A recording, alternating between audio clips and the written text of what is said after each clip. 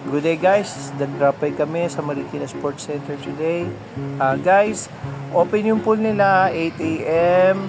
up to 11 a.m. and after that may lunch yata and then open na ulit sila ng 1 p.m. to up to 4:30 and then yun, close na yung pool. And then guys, before you drop by here, check nyo yung Facebook page ng Marikina Sports Center bago kayo punta dito kasi last time na nag-drop by kami dito, ayun, may activity sa pool. So this is our second time na pumunta rito na finally nakapag-swimming na kami. Napakamura ng entrance. Almost 200 namin. I'm not sure kung magkano inabot nung almost 150 lang yung binayaran namin. Dalawa na kami. And then guys, please magsuot kayo ng proper attire nyo na swimming pool. Hindi po pwede yung mga board shorts. Kailangan po naka-cycling po tayo pagka mag-swimming po tayo dito. Napakahigpit po ng bantay nila dito.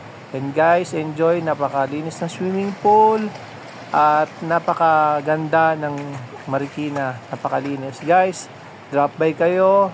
Sulit ang pagpunta nyo sa Marikina. Thank you guys for watching. Great job!